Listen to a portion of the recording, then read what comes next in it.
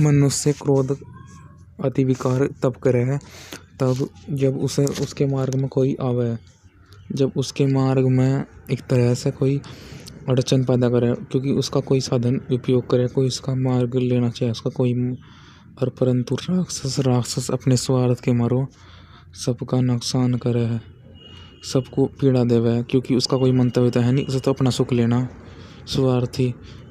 और जो मनुष्य है वो जो उसका सुख छीनने का उसके कारण उसे क्रोध होगा, और राक्षस को क्रोध स्वार्थ के कारण होगा। क्योंकि हम जितना सुख लेंगे उतना ही हम वो करेंगे, एक तरह से फैलाओगे गंदा आचरण, मतलब एक तरह से बाय प्रोडक्ट तो होगा ही। हम जितना सुख ले रहे हैं उसका परिणाम तो होगा ही। हम जितना लाभ ले रहे, जितना लालच कर रहे, तो एक तरह से उसका फिर वो होगा दुष्परिणाम। फिर हम असत्य भाषण करेंगे, फिर अपने कमचोरी होगी, फिर एक तरह से सब चीज़ आओगी हमारे में, फिर हम होंगे एक तरह से पापी। इसमें यह प्रमाण है कि हम अपनी बुद्धि अपना मन दूसरे व्यक्ति पर स्थित करेंगे तो हम एक तरह से एक कुछ समय के लिए तो हम बेचैन नहीं होने के, परंतु बाद में हम इतना कार्य करेंगे लोगों को प्रभावित करने खातिर, फिर हमारा जो है जीवन में इतनी हम ज़्यादा कार्य करने से हमारा बताऊँ क्या होगा, नुकसान होगा। फिर एक तरह से मिथ्या भाषण नहीं करेंगे, असत्य को बोल लेंगे, क्योंकि हम लोगों को प्रभावित करना, फिर इससे हम पापी हो जाएंगे, एक तरह से पापी। ओम देखते हैं वेद विषय विचार का यह मंत्र।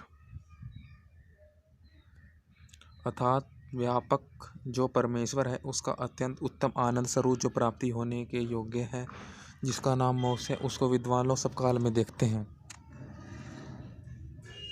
वह कैसा है कि सब में व्याप्त हो रहा है, तो विद्वान जो भी वस्तु देखता है उस वस्तु में उसको मोक्ष ही नजर आता है कि हमें मोक्ष ही पाना है, क्योंकि उससे पता है कि हमारा जो मेन मकसद है वो मोक्ष है।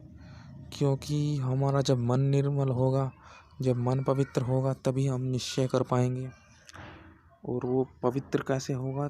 जब ईश्वर की तरफ जाएंगे। अन्य कोई भी कर्म किया जाए उसका परिणाम इतना अच्छा नहीं होगा जितना ईश्वर के पास जाने से कार्य होता है उत्तम।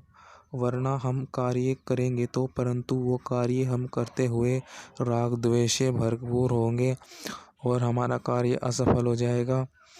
तो इसलिए हमें ईश्वर की तरफ जाते हुए कार्य करना चाहिए। इसलिए हमें सब वस्तु में ईश्वर का भावना रखनी चाहिए। जो सन्यासी होता है उसे कोई फर्क नहीं पड़ता, चाहे कोई जड़ हो चेतन हो, उसे सब समान है। जड़ भी ऐसा ही, चेतन भी ऐसे ही है। तो एक तरह से वो व्यक्तियों से सदा सत्य का व्यवहार करता है। क्योंकि वह कैसा है कि सब में व्याप्त हो रहा है, उसमें देश काल और वस्तु का भेद नहीं। अर्थात वह निश्चय कर लेता है, वह कार्य निश्चय से होता है, क्योंकि उसे पता है कि जब तक जीव आत्मा निश्चय नहीं करेगा तब तक वो सुखी नहीं होगा। हम निश्चय कर पा रहे हैं, हम थोड़ा बहुत सुखी हो रहे हैं, तो हम इसलिए कि हम निश्चय कर पा रहे हैं ईश्वर की बदौलत। हम ईश्वर के कारण हम एक तरह से भय मुक्त हैं, वरना हम भय मुक्त नहीं होते, वरना हम चिंतित रहते।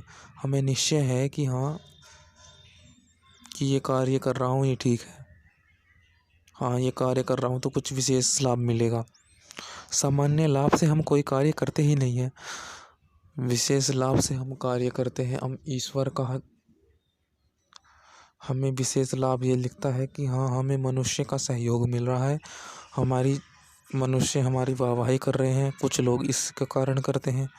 तो उसमें भी यही बात है कि हाँ, हमें निश्चय है कि विशेष व्यक्तियों का हमें सहयोग, विशेष हमें कोई एक तरह से सहयोग दे रहा है मन से।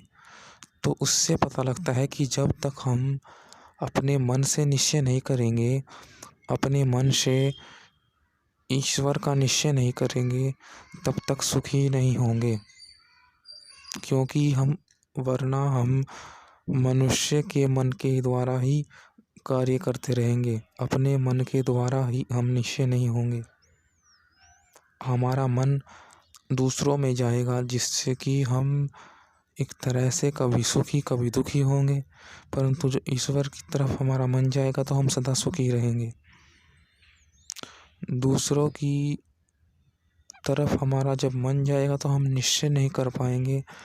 हम एक तरह से बाधित रहेंगे, भ्रमित रहेंगे। और जब हमारा मन एक तरह से ईश्वर के प्रति है तो हम सोचते हैं कि हाँ, जब जहाँ भी हम रह सकते हैं, हम जैसी भी परिस्थिति में रहे, ईश्वर हमारे साथ है। हमें तो अंततः अपना व्यवहार ठीक करके मोक्ष की तरफ जाना है, क्योंकि वहाँ पर काल भेद का हम नहीं देखते।